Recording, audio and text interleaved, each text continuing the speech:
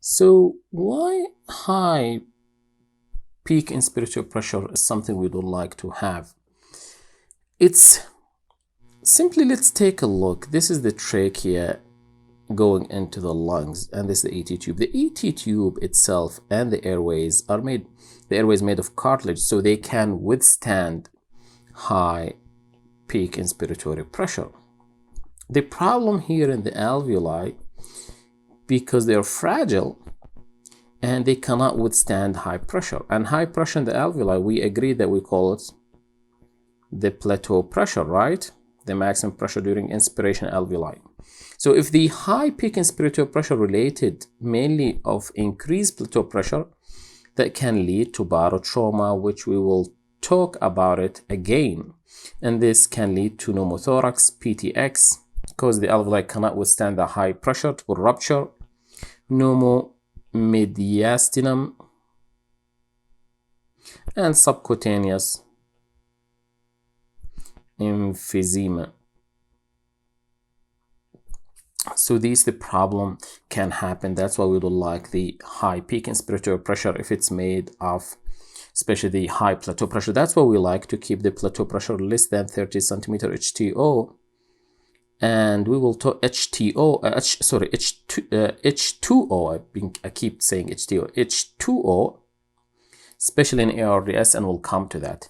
Also, the high proximal, the high peak inspiratory pressure, which is the highest proximal airway pressure during inspiration, can be transmitted to the chest cavity, right? From here can be transmitted to the chest cavity, and in the chest cavity here sitting the heart. So that will lead to the increase in intrathoracic pressure. And this intrathoracic pressure, it's called IPP or ITP. I know if these terms will confuse, but this is intrathoracic pressure.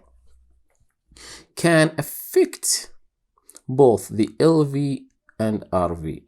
I'm going to talk about the effect on RV now, but again, we will talk in details about the effects on RV and LV later on.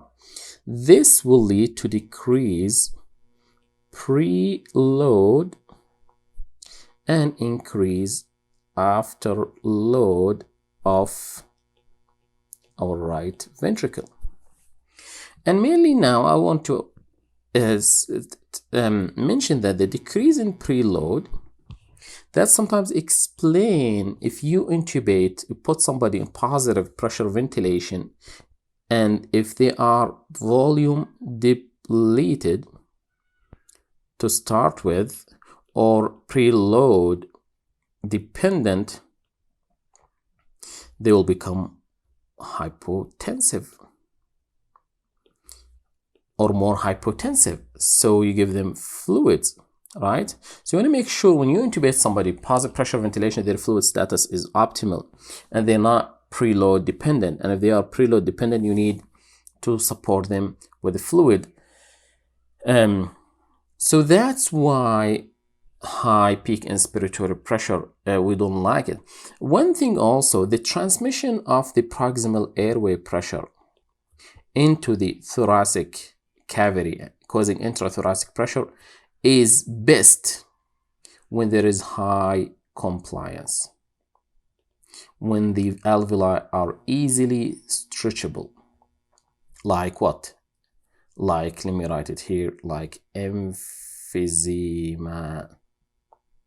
Emphysema cause high compliance in the lungs, so the pressure, proximal airway pressure, will be easily transmitted into the intrathoracic cavity, which will make the effects more pronounced compared when the compliance is normal or less compliance.